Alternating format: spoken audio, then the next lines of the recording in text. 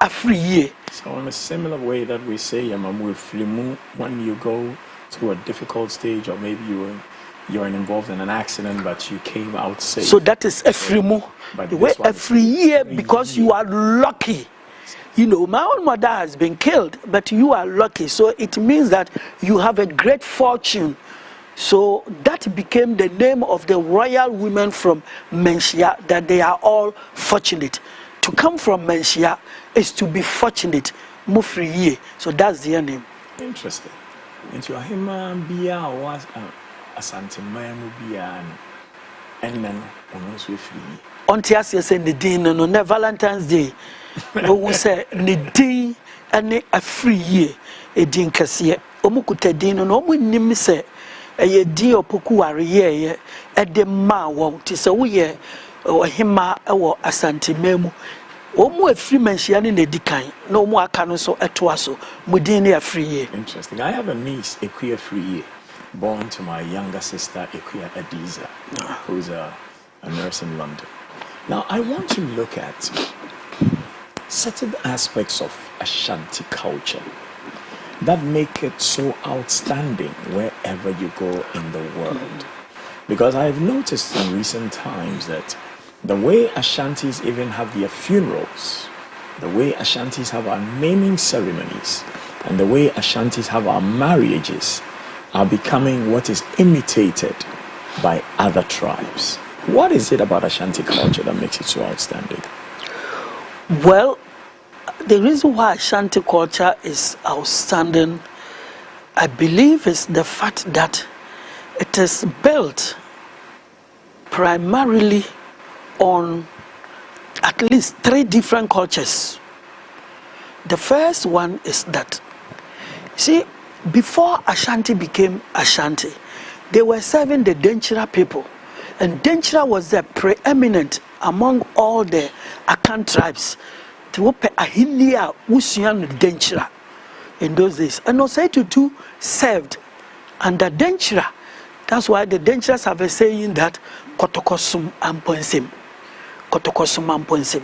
But in order not to offend the Ashantis, let me also add that the Ashantis also blow a trumpet indicating Intime Wunkaife Yase. Intime Wunkaife Yase. Please, we don't want to go there. Exactly. But Ashantis easily understand that they serve the Denchiras and learned a lot from them.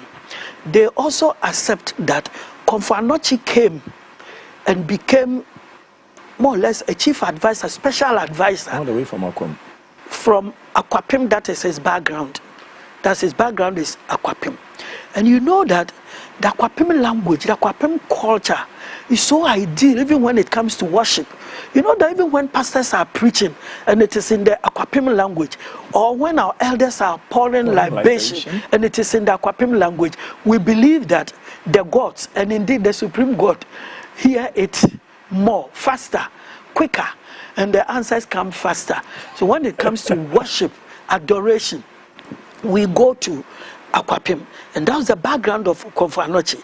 And then at that time, the Akwamus were ruling the Akwapims. Okay. So part of Akwapim culture was also Akwamu culture, especially when it comes to warfare. Everybody knows that in those days, the Akwamu people among the Akans stood out. So all this together built Ashanti. So it made Ashanti culture enviable. Osei, Tutu, and Komfo Anokye bringing rich embodiment of the culture from Denchira, from Akwamu, and from Akwapim. And that is why other people too would feel important if they learn and then copy them. There will be nothing wrong about that. What would you say makes people want to associate with the Ashanti or dissociate from them? As for the dissociation, you see, it's natural. Whenever you become so great, so big, you at the same time get a lot of enemies. All because the more you go up, the prouder you become. And when you become proud, naturally you will make a lot of enemies. So if people don't like Ashantis, well, I would say that they don't learn anybody's language. People learn their language. When you want to talk about the Ashantis, they are the only ethnic group in Ghana, if not the whole of Africa, that come under only one leader. You know, even in the country, you know that all the other regions are made up of so many ethnic groups. Go to Central region, we have Fantas along the coast. And then even along the coast, we also have the Efutu, Ewutu people and the Senya people. Then in the interior, we have Asen, we have Denchira, we have Agona. Go to Western region, we have the Nzema, we have the Hanta, Wasa. Everywhere you go, you will not find one ethnic group in one region. In the case of Ashanti, which is almost the biggest region in Ghana, is populated by only Ashantis. And I mean, that is their region. There's nobody who is in Ashanti region who is not an Ashanti. I can talk about Ewe settlers, Fanti migrants, whatever. That's not what I mean. I mean that traditionally, every chief there is an Ashanti chief. That is number one. The Ashantis also occupy the entire Ahafo region. And the Ashantis also occupy part of Eastern region, New Jabin, and then Kwawu. Kwawu is Ashanti. So naturally, they are more than everybody, and you are forced to learn from such people, and their culture also go very far, especially the women. Today we say we are talking about women. The women's. I want to come to that in a minute. Some of the distinguishing things of the Ashanti is a hairstyle we call dancing crane. Dancing crane, this hairstyle where they cut the edges round as though they put a calabash on your head and shave all the edges of it. And the women wear that too. Where is it from? And what is its relevance in Ashanti culture? That's a very big question. Extremely big. Dancing, that's right. Extremely big. You see that the Ashanti... That's the way in my wig, yeah. You're going to Tofi India, BC, Pampasuyo. Insanity. You see, one significant thing is that they don't wear earrings. You see, their body is adorned with jewels, gold, but no earrings. It is even in the Bible. You see, when the Jews were leaving Egypt, they had learned the African culture. Egypt is African.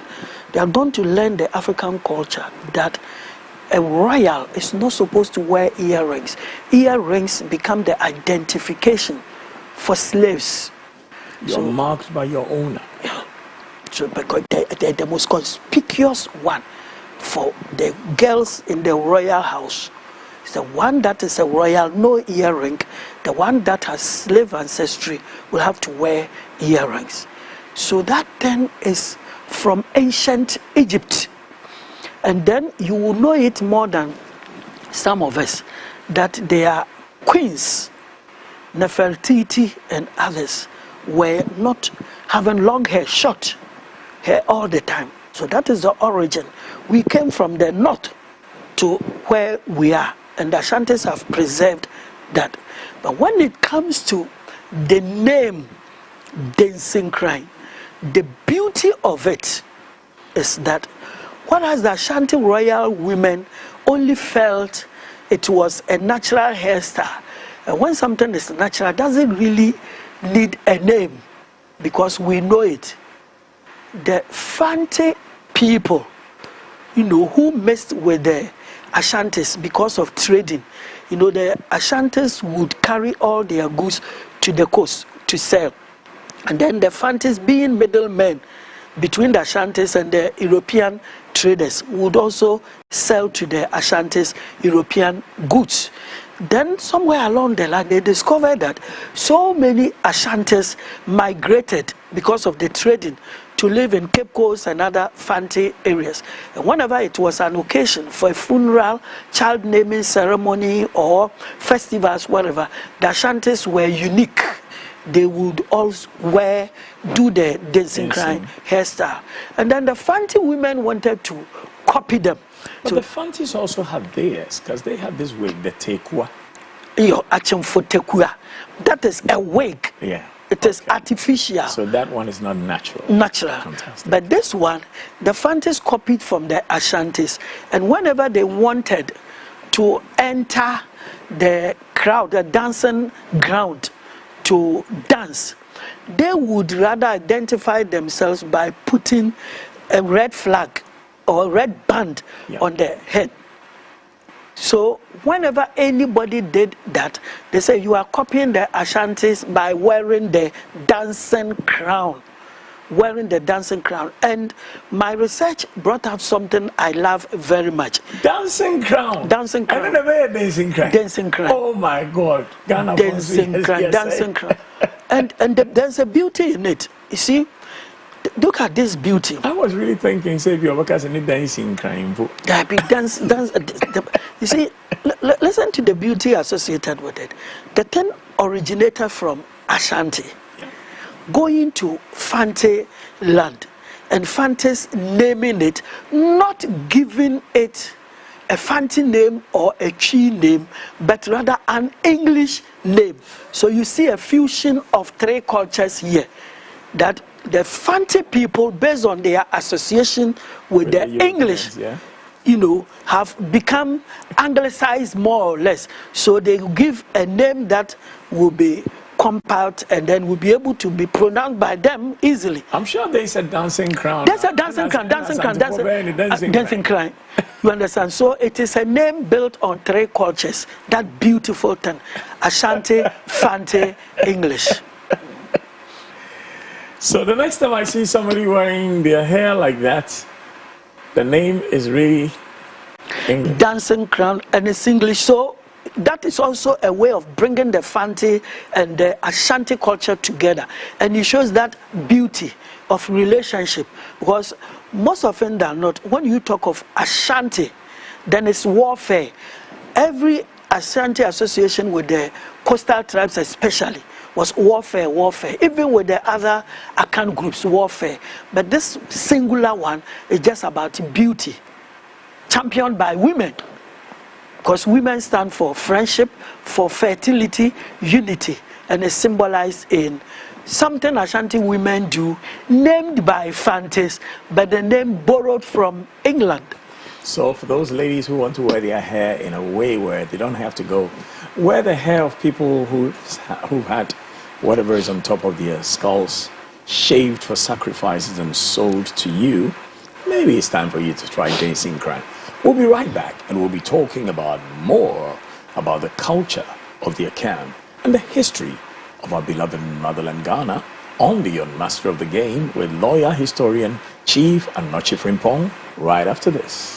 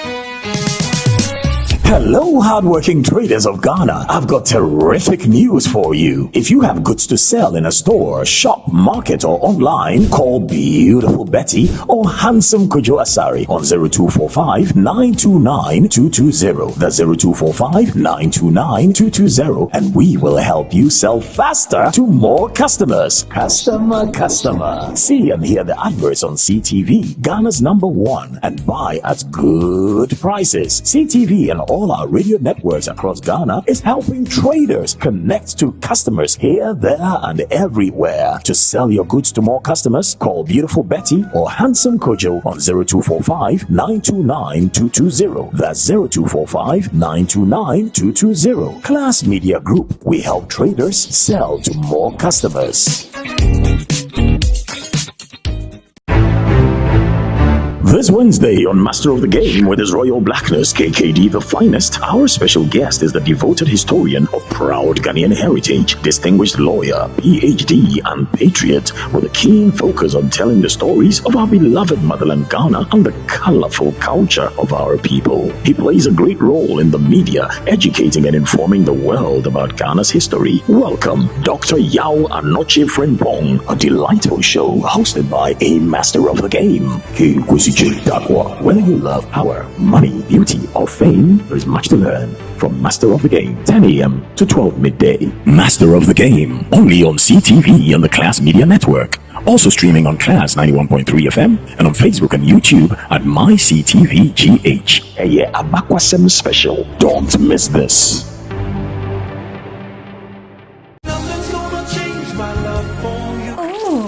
This Friday, 14th February, is Ghana's National Chocolate Day and Valentine's Day. Enjoyment be it. Send your love to your beloved via the Valentine's Special on CTV, Ghana's #1. It's the finest thoughts and sentiments presented with delicious chocolates and compliments, music, laugh, talk, and style with special guest Shami Kwame, aka Rap Doctor, and his beloved wife Anika, and actor Ajetanan, aka Pusha, with his devoted wife Alom, plus love lyrics and melodies with Aquabua in a romantic serenade, love songs, and chocolate on Valentine's Special, all hosted by King Kwesi Chedakwa, giving away Valentine presents to callers like you and your lover. This Friday, 10 a.m. to 12 noon, with repeat from 10 p.m. to midnight. Love is sweet. What do you do with CTV? Hello, hardworking traders of Ghana. I've got terrific news for you. If you have goods to sell in a store, shop, market, or online, call Beautiful Betty or Handsome Kojo Asari on 0245 929 220. That's 0245 929 220, and we will help you sell faster to more customers. Customer. See and hear the adverts on CTV, Ghana's #1, and buy at good prices. CTV and all our radio networks across Ghana is helping traders connect to customers here, there, and everywhere. To sell your goods to more customers, call Beautiful Betty or Handsome Kojo on 0245 929 220. That's 0245 929 220. Class Media Group. We help traders sell to more customers.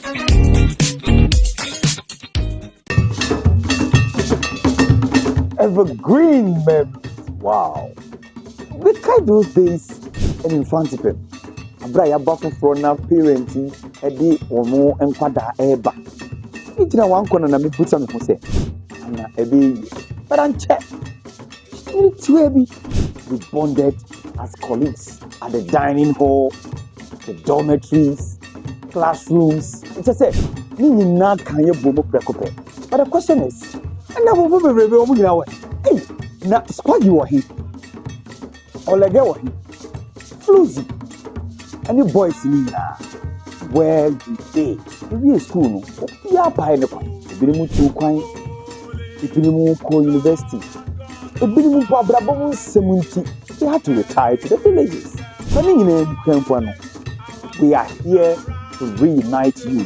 The presidential assault, as we have them.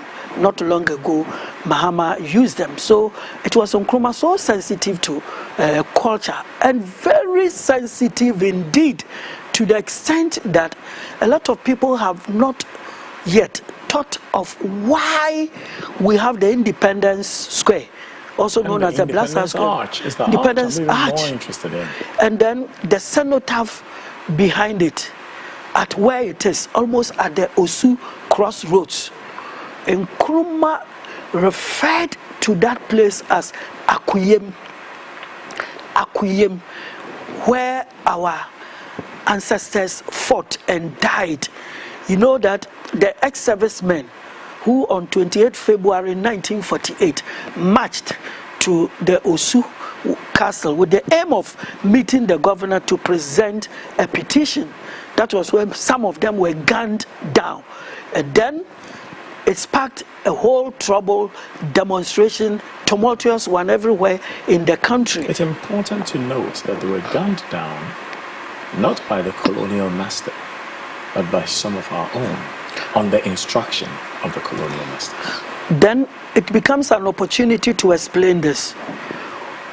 When Imre, the head of security at the castle, instructed the black policemen with him to shoot their own, they refused, and it was the white policemen who shot Sergeant Ajete, Atipo, and then Odate Lamte for the first time in history. Yes, our people were smart enough, sensitive enough. The blacks refused to take the instruction, and people were still marching on. So it was the white policemen who shot, not their own. Not never, and the word is never. That's what the record shows. But the sad thing is that these very illuminating aspects of our history are always swept under the carpet, and then we talk about unnecessary things. See, the black man has always been sensible. He has also always loved his brother. Wherever he shows hatred, in isolated cases where he shows hatred, that one is even made more pronounced. And something like that is so important. We cover. So I'm happy that you brought in this. It was the whites who shot our people, and that was what angered us most. And that was the reason why there was no bloodshed over there. Because if it was our own policemen who had shot the others, there would have been a return of fire. But it was the white people, and they were armed to the teeth. So there was nothing our people could do than to march to other parts of the city and cause destruction to colonial shops and offices, and it reverberated everywhere in the country, leading to the setting up of the Watson Commission that recommended the setting up of an immediate independent commission, and that was the Kusi Constitutional Commission. And then we had our independent. I must add here that there are many who would dispute this record as you stated, but maybe that's the more reason why more of our own should write, because whoever writes history glorifies his own. That one is true, because the Jamaicans have a definition of history which I like very much. They say history is made up of two words: his story. His story. You know, so somebody tells you something according to his own story, but your story cannot obliterate the true history. The true history was that it was not an African that shot other Africans on that day, 28 February 1940. It was white people who opened fire on our own men. Yeah, and Nkrumah declared that place as Akuyem. A hallowed ground. A very hallowed ground. A very holy and sanctified ground. A ground that led us to our independence. You know, so with that, and we should also go a bit deep to let people know that even though immediately after the whole disturbance, you know, the security agencies picked leaders of the UGCC, and later on a newspaper captured it as Big Six leaders of UGCC arrested. In reality, that was a fictitious headline. Yeah, a fictitious headline. In reality, the ex-servicemen were persuaded by Kwame Nkrumah to go and make a demand. He was the general secretary of the UGCC who had just come in from Europe, Britain, and he met some of them with his friend Akwaje at the Jamestown beach. Many of them haven't returned from the war, Second World War, found their marriages broken down. Their wives, some have died, their parents have died, some have committed adultery, giving birth behind, because they thought that they had died. In those days, we didn't have mobile phone to be able to communicate with your husband to tell you that he was still alive. Some had been wounded, and they were not paid ex gratia. And in the evening, as outcasts, they would go and meet at the beach, drink, cry, And Nkrumah saw it, being a socialist, that always he needed the masses, common people, as a tool for making history. So he organized them, told them that on such and such a day, go with your petition to the governor. And then when I was coming from Britain with Akwaje, we saw that the white people had been paid. So you too, you will be paid. And insist on seeing the governor. That aspect, insist on seeing the governor, would amount to sedition. You know, it was like a coup d'etat. Nowhere in the world would the palace or the presidential seat be a place that anybody could enter. Naturally, somebody will meet you at the gate and take your message there. Not that all of you, hundreds of you, that means you are going to remove the government by force. But Nkrumah wanted to use it as a platform to win our independence. Because when he came, he said it was going so slow. So he and his friend Kwabena Boni organized a boycott. And it was successful. After a few months, the boycott had gone down. Boycott of European goods. The boycott of European goods. Yeah, had gone down. So because what's the next? European goods were too expensive. Expensive. Now they had decided to reduce their prices. So what again? Nkrumah wanted any means possible, but less violence, to be able to give us independence, but not what the UGCC wanted, because he said self-government now, and he wanted it to be now. So he pushed those people to go. In fact, that letter, the petition, it was somebody who stooped, and then the letter was written on his back. It was Nkrumah who wrote it, dictated by Akwaje, the lawyer, before it was typed. So immediately they started the investigation. The original one was Nkrumah's handwriting. So it was easy to identify it as the handiwork of the UGCC, because he was their general secretary. And so after everything, when we had our independence, Nkrumah knew that when they arrested him and when certain people had been killed, he could have been proved guilty and also killed. And he knew he would be killed. He knew it, that if people are killed, they'll also die. And that's why Nkrumah becomes different from other people. It wasn't that he was pushing them just to go and die. He was pushing them to go and sacrifice their blood, their lives. He was also ready to sacrifice his life. That was why the other five, including his own friend, and the coup maker, Akwaje, who had planned it with him, when it got to the stage that they were asking, were you part and active participant of what happened? He said no. For the so-called big six, the four others, they were genuinely independent. They were not part of anything at all. They were not part of it, yeah. I wanted to say they were innocent. They were genuinely innocent. But Akwaje knew something about it, but he was afraid.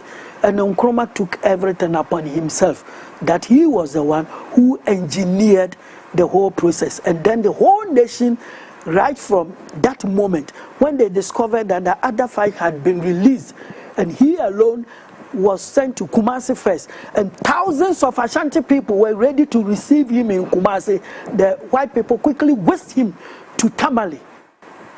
You understand? So the whole nation started asking, who is this man?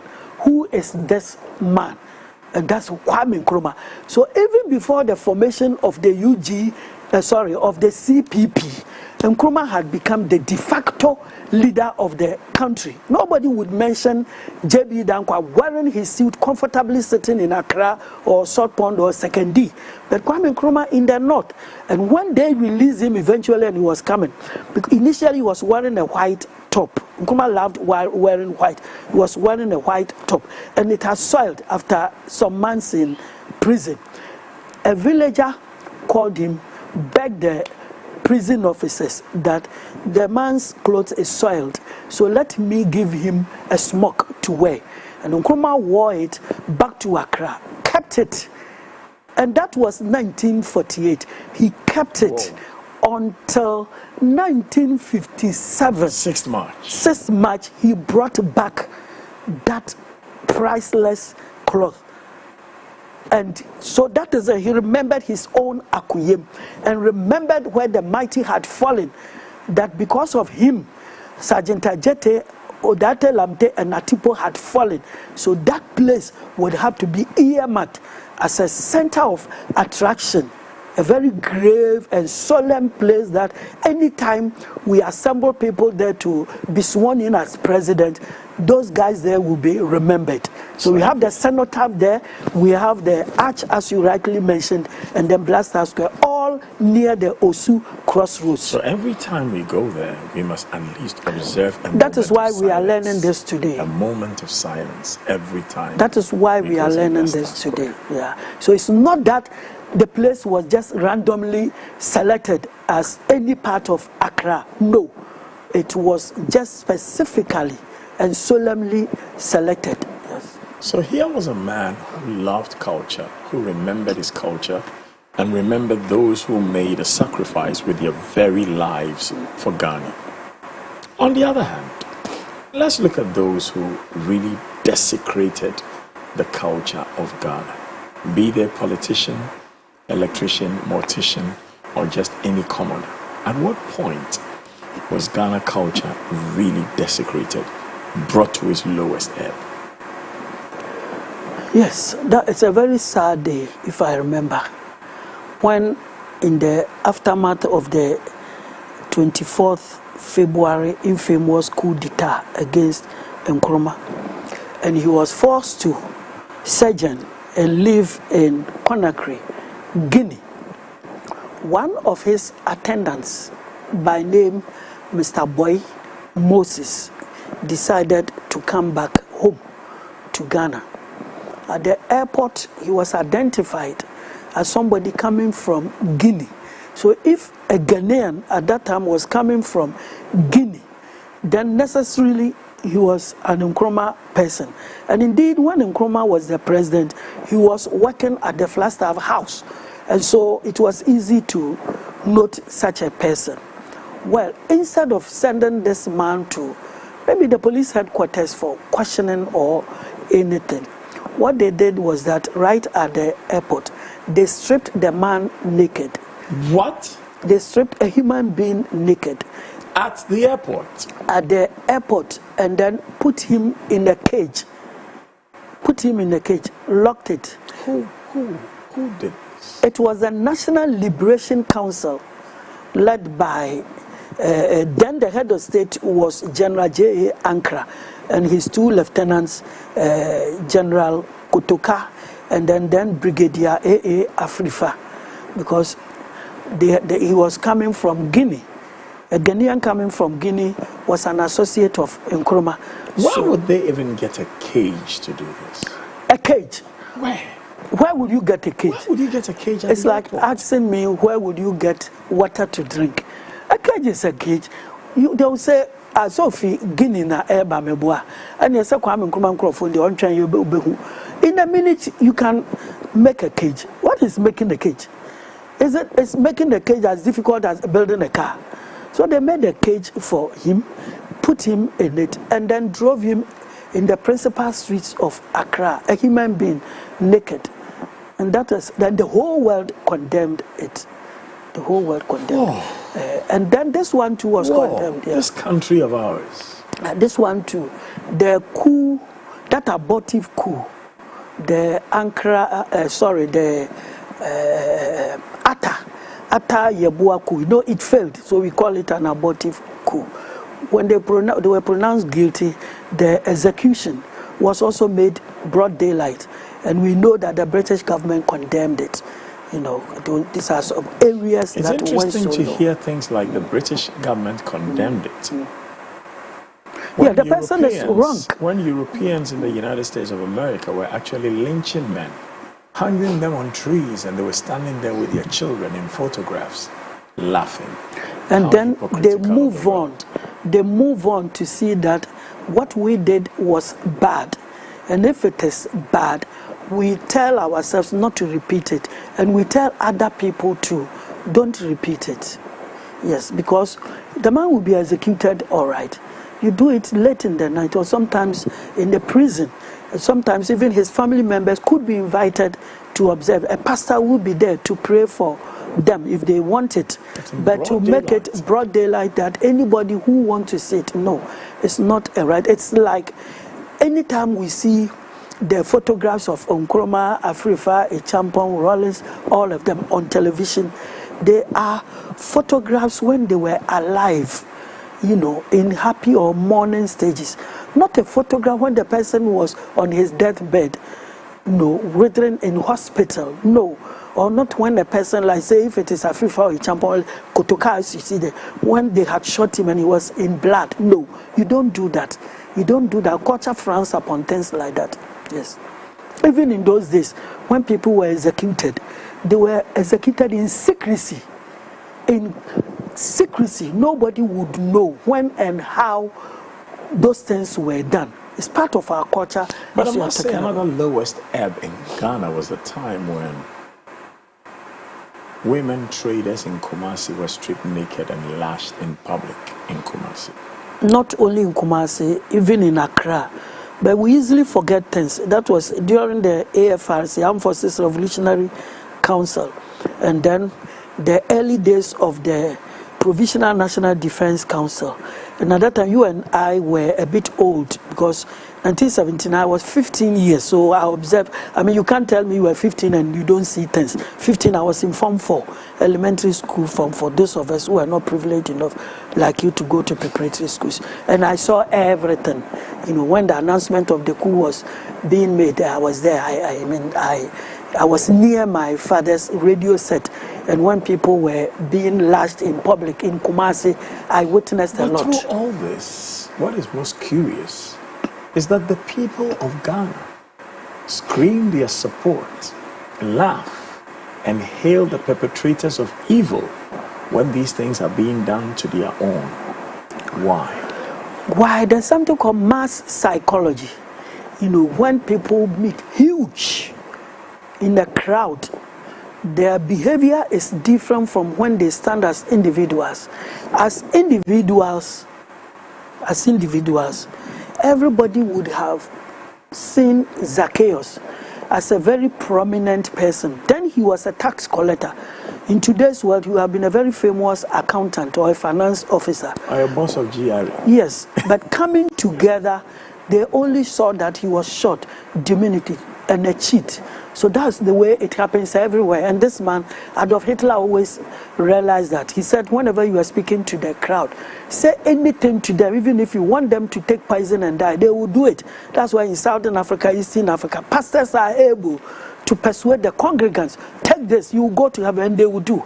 As individuals, they will not do. So when as soldiers, group, Afrifa told them that Kwame Nkrumah has run away from the country because he knows that some people are going to attack the nation. And as we are talking, they are already in Accra. We have to go and stop that. If he had spoken to individual soldiers, it would have been difficult to get that. But once they were about 1,000 men, in fact, he brought in 600 from Tamil, about 600 men, they will not think as individuals. They will quickly follow him. It's just the mob mentality. That's the way it is. So let's go and save our country without thinking twice. The same thing happened, Julius Caesar's death. You know, people were so happy that Julius Caesar had died. And even when they met somebody, a poet, you know, I mean, after Caesar had been killed, they realized they had done the wrong thing. The mob going around, rampaging. When they met an innocent man called Cinna, who was not one of the conspirators, and instead of leaving him to go, say, tear him for his bad verses, they killed him. So when people come together, that's what they do. Then when they go back home, they realize they have made a great mistake. When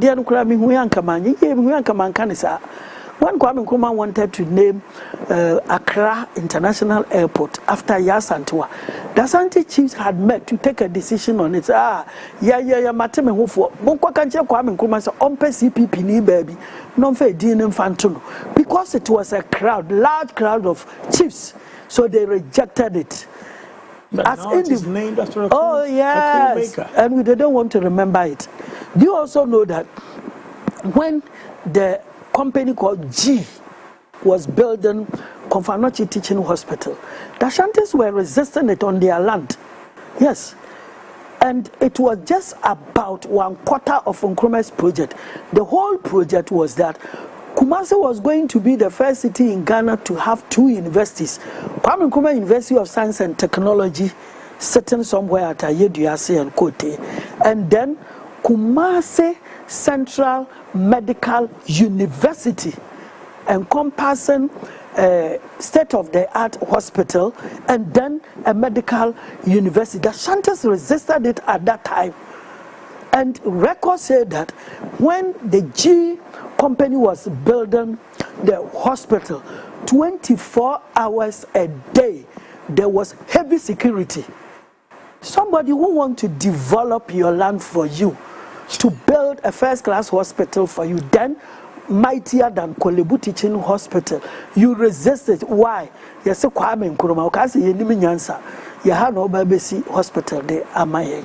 Yes. Now the hospital never brought me area. No, once it is a crowd, we are at the moment we are dealing with mass psychology. You know, when Nkrumah was overthrown, they called him names. You understand? And so sad, they even brought his clothes and shoes from Flagstaff House, brought everything and sold to auction to commoners, a truck pusher. Yes, and people were so happy. People were so happy. And then a few days later, they asked them, the regret comes so late. The story of the farmer who would throw sticks at the animals stealing his corn, his plantain, and his bananas. And the animals would be angry that the farmer was throwing sticks at them. And when the farmer died, they all rejoiced. And the next year, there were no plants for them to steal. Yes. That is when they realized that the harm they caused to themselves. Animals are animals. That's why they don't call them human beings. And too many times, even we human beings act like the lowest animals. Yeah, like the Rollins one you are talking about. People, and you know, when his government was spilling blood, you know, university students at that time let the blood flow. And you know what? Because Amedome was not your father, because Echampo was not your father, because Boache or Kote wasn't your father. As an example, my father is 86 now. He suffered at the hands of the Rawlings regime. His Mercedes-Benz was used for collecting rubbish in Tema. He was imprisoned at Gunda Barracks with Kroboedu Sayo Kuchri Bekoin, the head of National Lotteries, Nipo Bitetechu, and others. Their food was put in a head pan that is used for carrying concrete. That is what their food was put in for them to share. And I looked at it and I thought, as a kid in Presec, I thought, what did they get out of it? This is a man who doesn't work for government, who works hard with his wife, sometimes 16 hours a day, to be able to provide not just for his wife and children, but for members of his family from Adansi and for members of his family from northern Ghana. And then also the businessmen who were stripped naked and given whips in their belly. Yeah, you forget that there were those who had created jobs, because they had open shops and factories, Siao and others. So the moment you treat them that way, next time you are in the street, you don't have any work to do. But at the time they were auctioning their goods, you were so happy, because you think that you will become like him. You won't become like him. Never. You will become worse. Never. This nation of ours, we speak of our history that we may learn of it so we don't repeat it. And that is why we are seated here today talking. More to come when we come back about the history of Ghana, the history of its people, and what we must know and learn and remember so we may not repeat it. Right after this.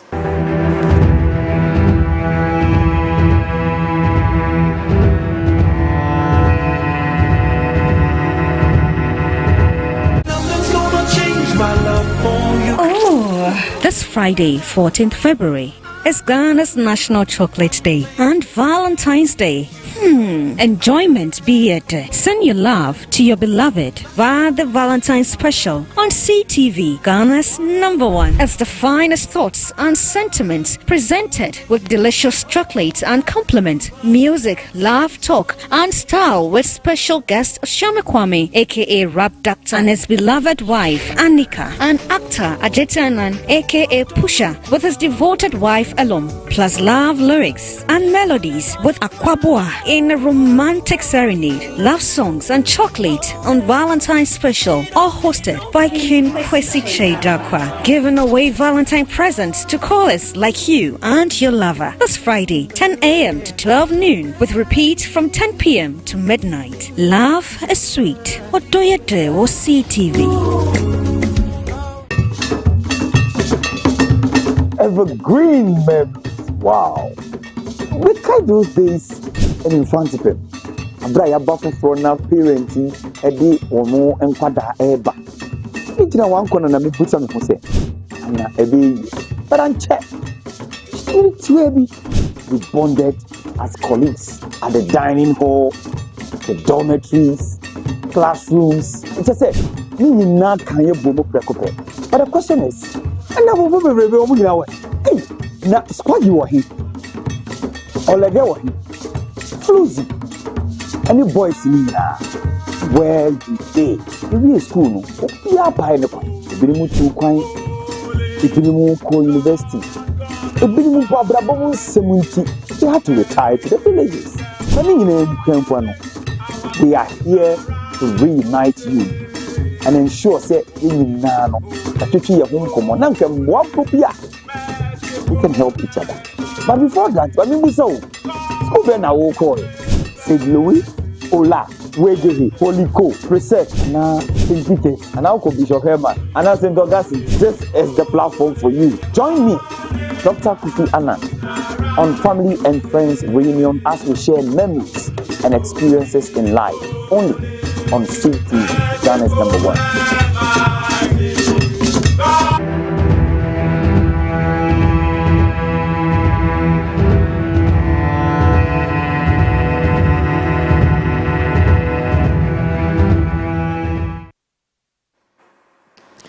I've got many messages here, but this one I have to read. Thank you very much for joining us on Master of the Game, the program on which we bring you the movers, shakers, icons, and legends of our beloved motherland, Ghana. You can catch us live on YouTube and Facebook at MyCTVGH. That's YouTube and Facebook at MyCTVGH, and we are piping on Class 91.3 FM. But these are very kind words, and I think I must read them out to you. There's so many comments coming to me directly that people want me to tell you and that people want me to ask you. But this one says, KKD, your man is a very great man. Well, he's not my man, he's our man. Chief Dr. Yao Anoche Frimpong. He says, you are a blessed and great mind whose wisdom, knowledge, and perspectives are vital for sharing truth and Ghana's development. We want you to share what is in you one day every week on this TV station. Hey, thank you. One day every week, hey. Yeah, but over Sunday. Sunday, Monday to Friday, aha, and to say, yeah. Now, how do you memorize all these things? I know you're writing your books. But how do they all stick in your head? How do you do it? I believe, first of all, you give glory to God in everything, because the African is religious. So let me end it there. Glory to God. There's one thing that bothers me. In Africa, why is it that every time we have an election, there is violence? And every time there is a change of government, there is violence. And every time people are going out of power, we find there's been thievery. And then when some people get into power by force, they feel a need to kill people. Why? To start from the last, when you get to power by force, as you rightly said, force, you perpetrated violence in order to get there. So you feel very exposed. And therefore, you have to find a way of protecting yourself. And because it was not the people who put you there, you have to scare the people away, because you are not there by their choice. And that is why every coup maker, every junta, call it as you want it, would find everything possible do everything possible to protect herself. That's the way it is. Is it also because people do not recognize that if nobody kills you, you will still die your own natural death? Yeah, it is better to die a natural death than somebody killing you. And because he knows that he has killed others, he has to protect himself until the natural one comes in. And then also, unlike in Europe and then America, for us here, our constitution and then the whole part of the culture has been such that when you are up there, you are so much revered, as if you are different from other human beings. Because when you go out there, when I say out there, Europe and America, they've been able to give a better, and when I say a better definition of who is a leader, so that church pastors are leaders, chiefs are leaders, heads of families are leaders, media men. So wherever you are, once you get to the top, you teach, people learn from you, directly or indirectly. You are a leader. Businessmen are leaders. You know, Elon Musk is a leader. You know, everybody is a leader, provided you shine where you are. In our case, we make the mistake of seeing only one person as the leader. That is the president or the chief. And so therefore, around this man is always violence. And when he gets there too, he is able to dish out positions so that nobody's will become somebody's. Whereas when you go to Europe, when you are made a minister, you live in your own house where you were living before you became a minister. MP, where you were living before you became an MP. You have lived in Britain for a very long time. Apart from the Queen, and then the Prime Minister, and the Chancellor of the Exchequer, you understand, who again lives at number 10 Downing Street and number 9 Downing Street? Nobody. They don't have an estate for such people. You come from wherever you live to that place. In our case, immediately you are made a member of parliament. We know it, brand new Land Cruiser for you. You understand where the money is coming from. We don't care. A member of the council of state, brand new Land Cruiser, and every month you are going to be fully paid. Many of them even don't pay tax. I have a for you. And then when you are going ex gratia, you just mentioned Council of State. Council of State. When you are going ex gratia, who will not want to be there? I have read the act in the Constitution for so long, and I think, do we really need a Council of State when you have a construct which the Constitution states categorically that they are like an advisory council to the president? However, the president is not obliged to take their advice. So why do you still need them? I will start by saying that the reason why we set up a constitutional review committee is one of things like this.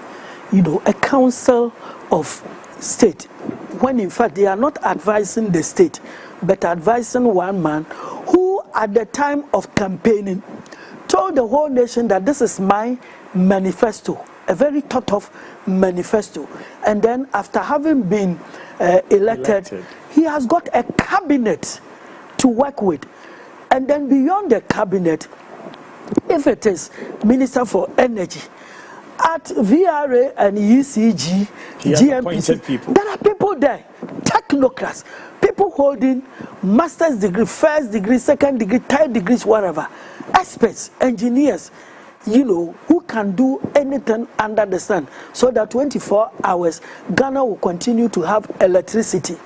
So why the need for somebody calling himself a member of a council of state? The president has got it all. So what? It is just job for the boys. Because, and then so sad when we don't have jobs for young people who have come out of the universities. These people are largely pensioners. A retired IGP, retired Chief of Defense Staff, retired, what do you call it, Chief Justice. People who should be playing with their grandchildren. Grandchildren. And then the businessmen who are elected there, as you've seen, damn rich people who are able to bribe others to vote for them, to go there, who really don't need money. We go and pamper them over there. And then young virile men who are able-bodied and need to work. Put all this money together, create one enterprise for them, and you will see productivity. And when one sensible one in the lot one day said, listen, This monies you're paying me for Council of State, I don't know why I should be taking it. It is an honor to even be called a member of the Council of State, so I will not take the money. Some fool in the media goes on TV and says he shouldn't have said that. Hasn't he taken some? Not only that, it cost him his job as the president of the National House of Chiefs, because he was being nationalistic. Then you don't need to pay anybody for advising the president if the president needs advice at all. You understand? So that is the way it is. I believe that the Council of State, when they are elected, they go there. They should just go and pass a resolution saying that we don't need to be meeting here. But it's my prayer that the new constitution would ensure there will be no Council of State. But because at the same time we live in the paradox, and the paradox is that when a government is elected, all those that help to bring it to power want jobs directly or indirectly for themselves or other people. And so it becomes easier for whoever will form the government to create more job avenues. And this is a place for them, some of the elderly people in the government, yes, to go and then sit there. So the Council of State is always an appendage of the government. That is all. So we can only hope that this constitutional review will actually look at our books and change the things that are inimical to the progress of Ghana, including the Council of State, because I've always spoken and against I also worry about this whole ex gratia. If your father worked at the Meat Marketing Board, he relied on his SNIT contributions and relied on his pension. So if somebody else's father worked at the presidency in a position beneath his level at the Meat Marketing Board, or worked in Parliament where he was paid a salary and had the power to create the network that will help increase his net worth, why do we pay them another pack of money at the end of every 4 years? Luckily for us, the president, Mahama, has told the whole nation that one of the very first things he will scrap will be the ex gratia, because it's completely nonsensical, completely nonsensical. Yes. Are there Ghanaians who still support it? I don't or think those who any benefit good person from it? would support it. I don't think any good person will support it. Even those who benefit from it to know that it's never a good thing. You understand? So how come that, let's say, a retired Chief Justice, judges retire on their salary? Yeah, on the highest, some of the higher ones retire on their highest salary. Then you also go and pay him ex gratia. He will take it all right, but he sees that doesn't help. It's like the free education, the so-called free secondary education that we have now. You see, there are those who genuinely need it, those whose parents are poor, or those whose parents are really needy. You understand? They are what's needed, because everybody needs to be educated. But mention somebody like Mr. Kennedy Agyapong, whom I like so much. I've mentioned his name because he's about the only person in Ghana who comes out to say that Sikadiami will be power. So if this man says Sikadiami will be power, and this same man, his child goes to school free of charge, Kennedy knows that it is completely bad, but his child must enjoy it, because every Ghanaian child is enjoying it. And those of us, even you and I, whose children attended preparatory schools where they paid, or we paid 6,000 cedis a month, 10,000 cedis, a term. What shows that when our children go to secondary school, where the fee is less than 2,000, we cannot afford. But the state says it should be free. And I want a government that will come, that will separate those whose parents can afford it and compel them to pay, and those who really cannot afford, and then we give it as a scholarship to them, so that eventually the two will become one. The resources of state are for all of us. Some say if you start saying you're going to divide along the lines of those who can afford and those who cannot afford, then you're going to have to use the taxes to determine. But the tax net in Ghana is so small that many people are doing good business, making money. but not paying No, taxes. those who come from that angle are making a mistake. Let me tell you a simple way of earmarking those who should not pay fees. Now, everybody is running away from the government or public schools called Saito. Yep. Do you know that the fee there is less than 100 Ghana cedis and people are not able to afford? So anyone who sits the BECE from Saito, automatically free education. Simple. It's very simple. And then GES has a record of every private school in Ghana. That is why we are able to register their products for BECE.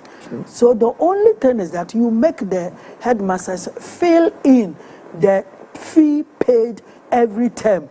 And if the fee is more than the government fee in the secondary school, senior secondary school, it means that the parent can afford to continue to pay. There will be those who also say that, listen, some cannot afford to pay but can afford to drink and smoke and womanize.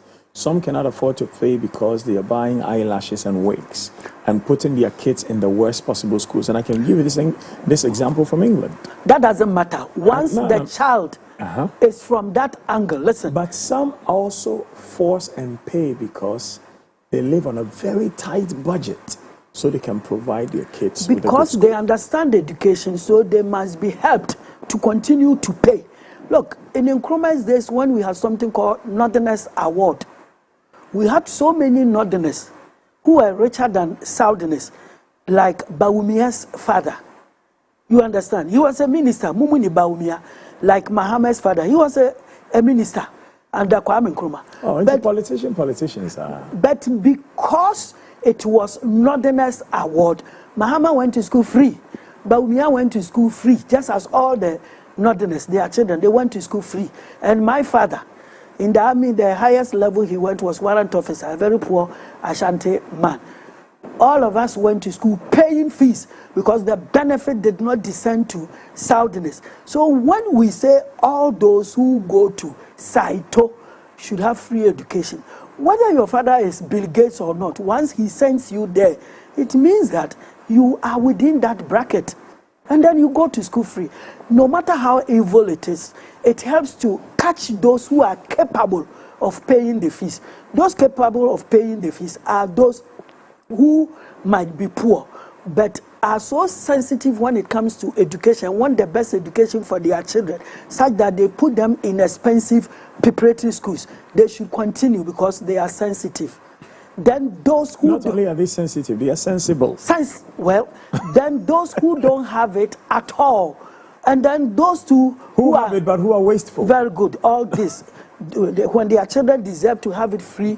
If their children are supposed to pay based on the background of the parent, they should pay. We can't all have it free. Some people must pay. That is as simple as that. And when we come back, we'll be talking about why a particular person was the only one who participated in a 1966 coup who was gunned down in cold blood in Ghana. Right after this.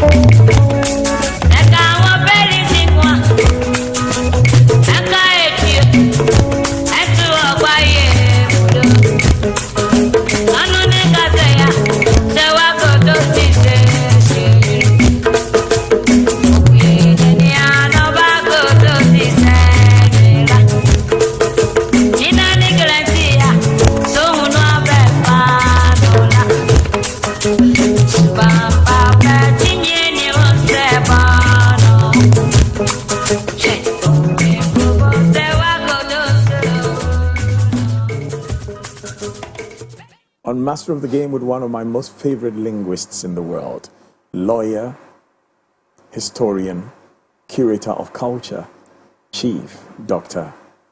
Yaw Anokye Frimpong.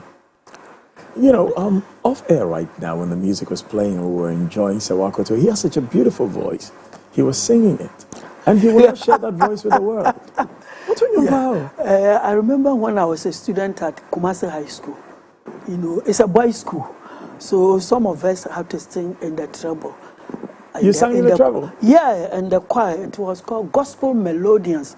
And I did that from Form 1 to Form 5. Oh. And it was perfect, impeccable treble. Yes, but now... And then also I wanted to become a high life musician. I know. You nearly followed I wanted to do the Apollo High Kings. So let's move on. Let's do what we are doing today. Next time, when it is high life music, then I sing Sewa Koto and then all those things for you. So if you sing Sewa Koto, I can bring Totobi Kwachi to come and play his guitar. I will be very happy. Guitar. I'm told, yeah. Fantastic guitarist. Yeah, well, maybe we'll do that another time when we assemble. And that famous... Then we'll let Kennedy Japan play the maracas. He does that. He does the play. Okay. You bring him. That would be very good for us. Oh my so God. Let's do today's business. I want to talk about a coup in Ghana, which led to the killing of men.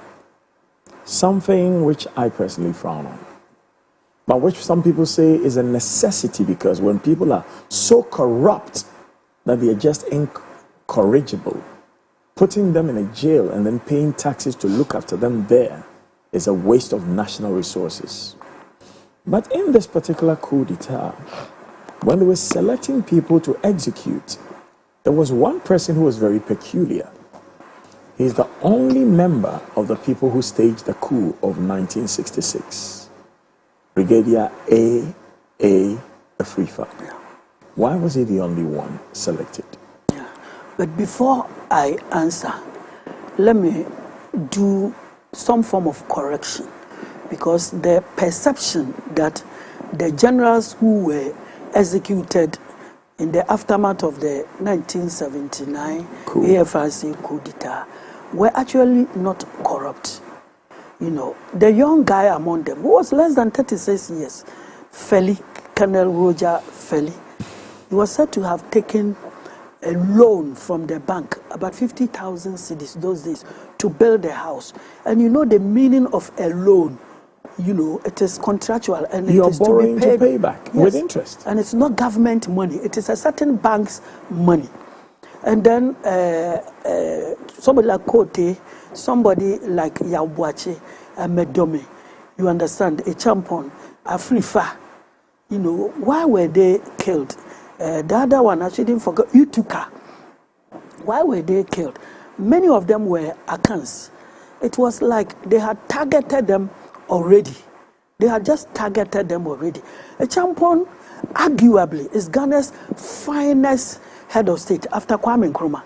If you take those who have developed the country in 6 years, what the man did for this country is completely unimaginable. What I remember most of him is Operation Feed Yourself. That made Ghana to export food the first time.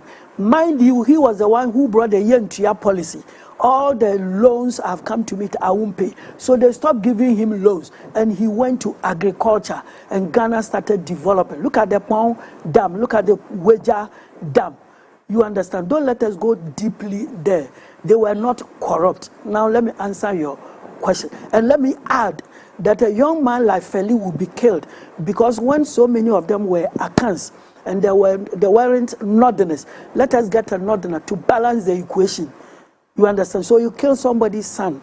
Then there were no heirs. And that handsome, oh Jesus Christ. When we were young in elementary schools, we had the commissioners, their pictures in every classroom. And you saw him as a naval officer, always wearing white with that bespectacled man. Extremely handsome, unimaginably Same handsome. advice, Mr. Boachi. Yeah, very handsome. And I know him personally, I know his children. You understand? And you said that because there were no heirs, let's bring an heir man for a balance. But Who said so? it was the junta, AFRC. And the leader was an Ewe man. Why didn't he add himself to the group that was going to be killed? But don't let us go too deep there. Let me answer your question. So it was tribalistic. I don't even want to say tribalistic. It was inhuman. And I hope we don't ever go there, because even as we talk, we are offending a lot of people. I hope we don't go there. We move on. We move on. That's all. Yeah, with your... Because one of my mates' father was killed. Let's move on. I'm still very angry. No, don't worry. Maybe he's also listening to you. So don't let us open wounds. They are old wounds. Let's try to find a way of... No, but if we speak not of these, the young ones will not know, and we will repeat history.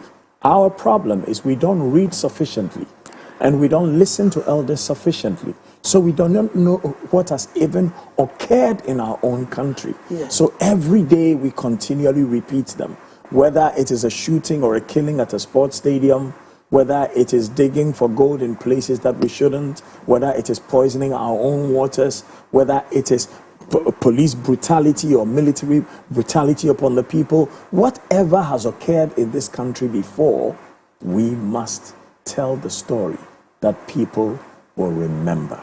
It is the only way we will stop people from repeating them. Thank you. And I believe that's why we are talking about Afrifa. Yes. Yes, Brigadier General Afrifa was one of the architects of the 1966 coup against Nkrumah. And as you rightly said, he, at the time of the AFRC coup, had already got retired and was even itching to enter Parliament as a member for Mampong North constituency.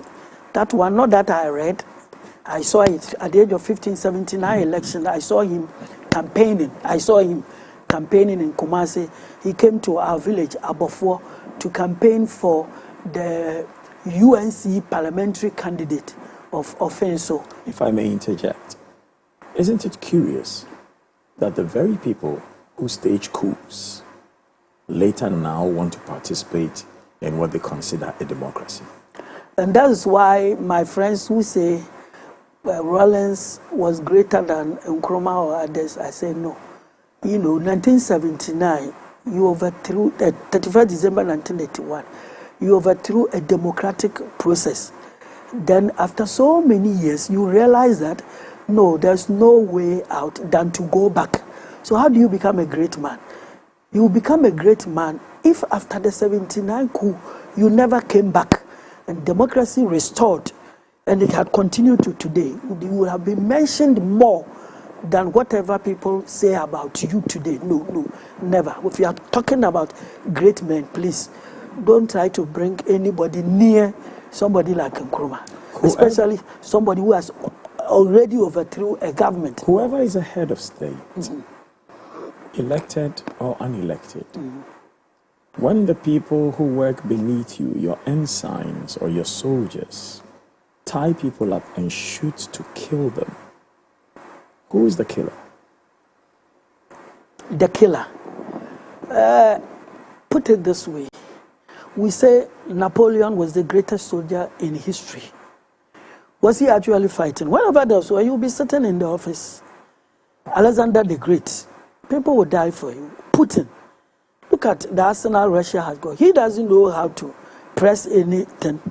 And they say Putin, Zelensky. So whether we like it or not, we put the blame on the leader, Adolf Hitler, Second World War. It was German soldiers who fought. It was Germans who killed the Jews. But because you are the leader and it happens during your time, not long ago, we were talking about Ashanti history. Opoku Warios 82, Komfo Anokye.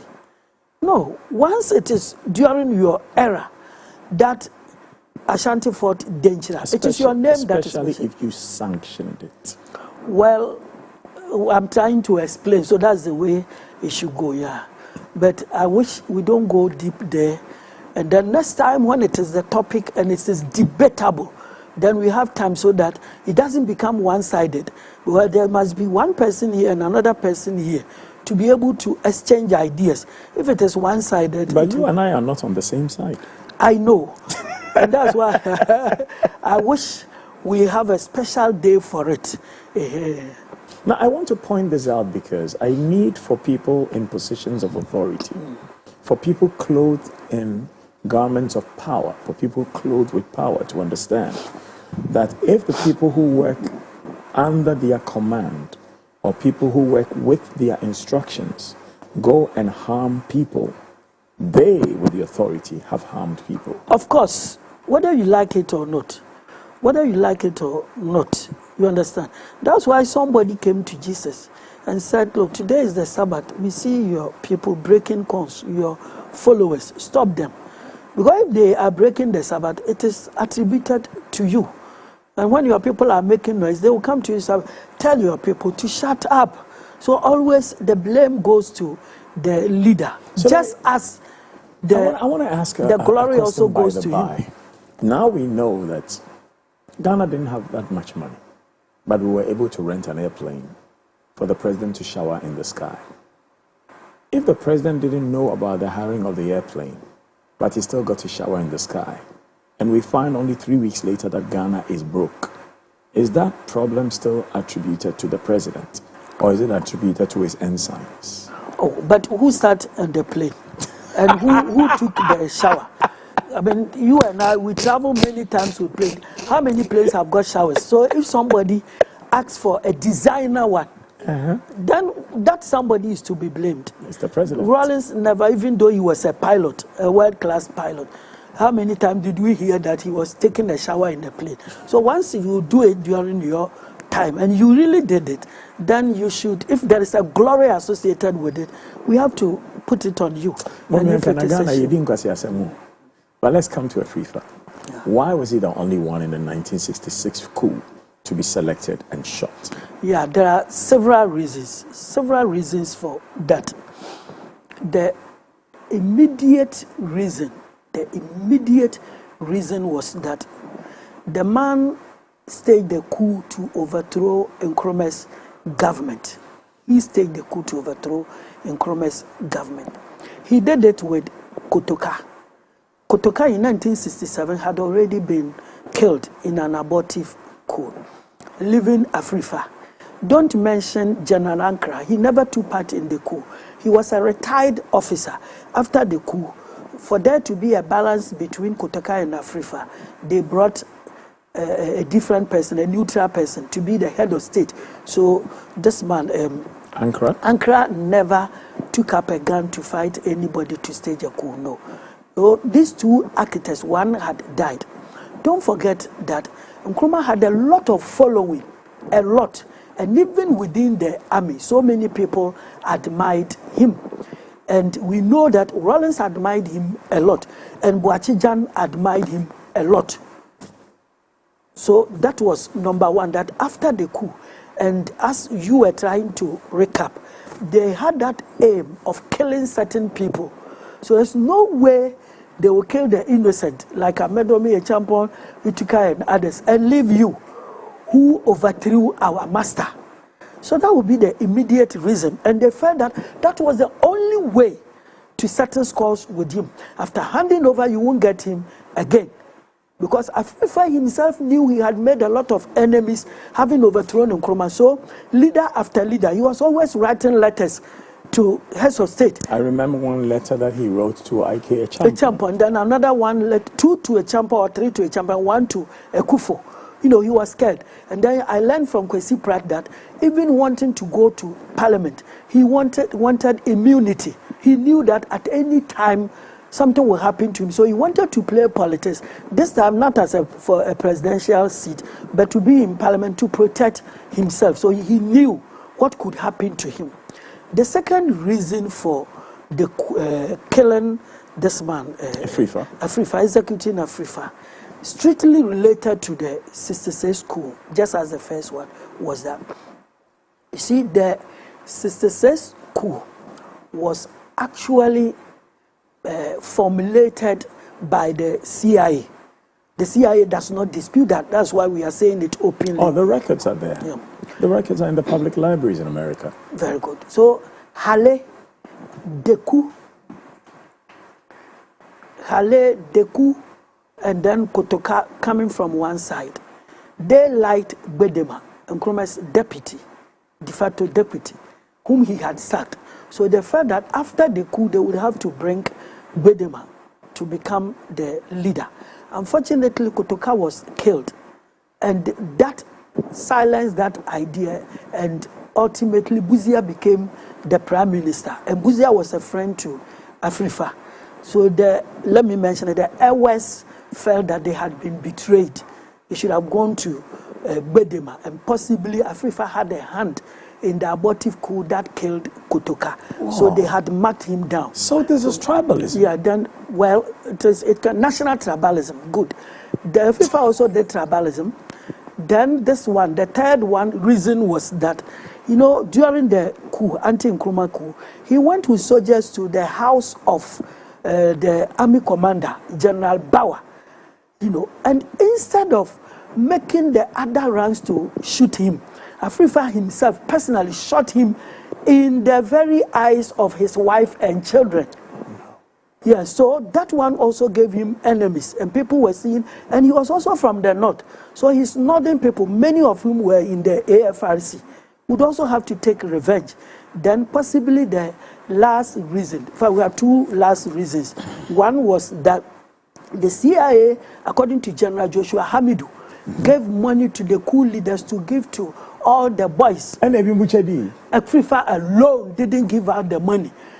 General Kotoka did it, and then this man, Okran, did it. The coup did it, Hali did it. This man alone kept the money. And at the time of the 79 coup, they had become officers, and they also had to take revenge.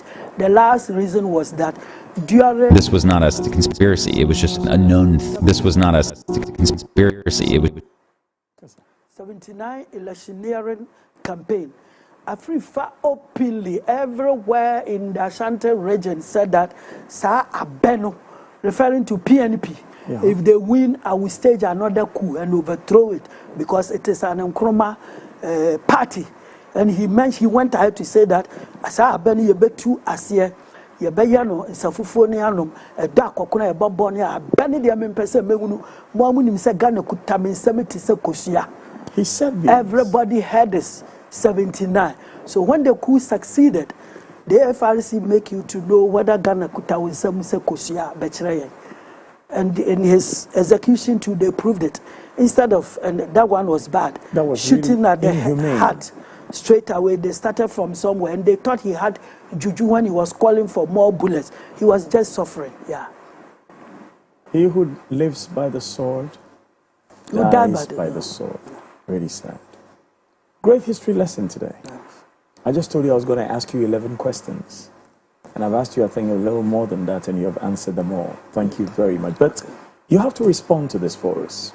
My director, Sami Adanu, selects a video at random. We play it, and we take your reaction to it. Let's take a look.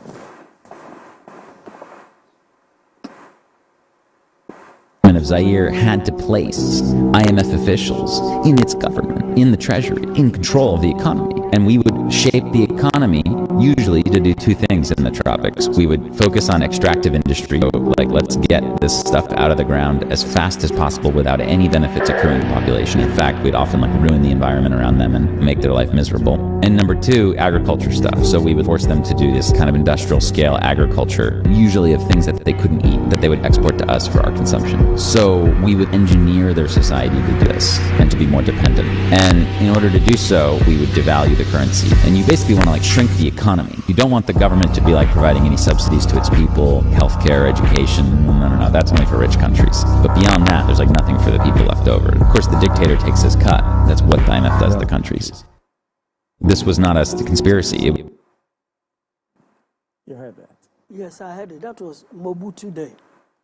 Yeah, but he's talking about what IMF and what the Western world does to Africa. That's what I mean. Mobutu, he was one of Africa's longest ruling heads of state. Mobutu Sese Seko. Yes. So when you do this with the IMF, like himself, like Houphouët Boigny, you understand? Those people, they project people from other countries, but we do the same here. Yeah, they project you, and your government stays.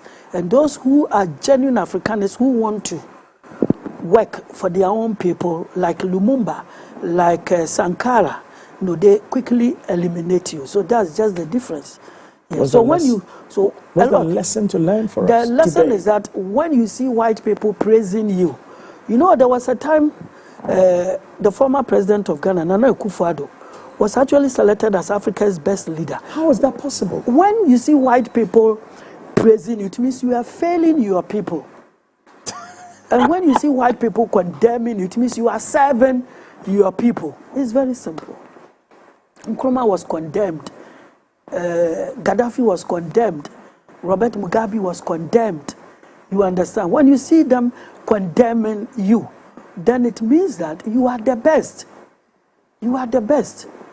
So maybe we should stop fighting amongst ourselves with all this stupid tribalism and start seeing what we can do for our own selves. Stop the selfishness and greed and actually serve and lead. Thank you. That's very wise from you. What am I with you? I agree with you. I agree with you. And we need a lot of education because we need to change our minds, we need to change our hearts, and we need to change our hands. We have to change everything. That is the dream of Gogisberg, who set up Achimota School. There must be Africanization in everything, and even Africanization in thinking, that you will be able to make it. What other people have been able to do, you can achieve it. Look at this young man in Burkina Faso. Burkina has now made a car that does not use fuel at all, electric car. It has taken Europe so many years to get there. It takes this man just about a year to go there. Please, I know people in Ghana who can build aeroplanes, but you don't have the necessary leadership in place that would facilitate that to help the person to build. We have so many people who can use their brains. Look at Apostle Safo. Safo, that's right. He builds vehicles. If it were to be in any European country, what they would do, they would ban the importation of foreign vehicles. And whether you like it or not, you use Kantanka, so as to save dollars and pounds and euros, so as to encourage him to do more. Lada. Russia is a superpower. In fact, it was after, during the Russia-Ukraine war that we got to know that they are 1,000 miles ahead of America. But they were using Lada car, because they will have to save their own money to put into development, to put into investment. That is what we are supposed to do here. Apostle Safo build cars and people don't buy. When you go and buy, they will say, "Oh, Kantanka, na me pekwesi dakwa because you see Range Rover." These are things we should stop. Open, thank you so very much. Chief Anochi Frimpong on Master of the Game. See you on the next episode. My name is Dakwa, Kwesi Dakwa.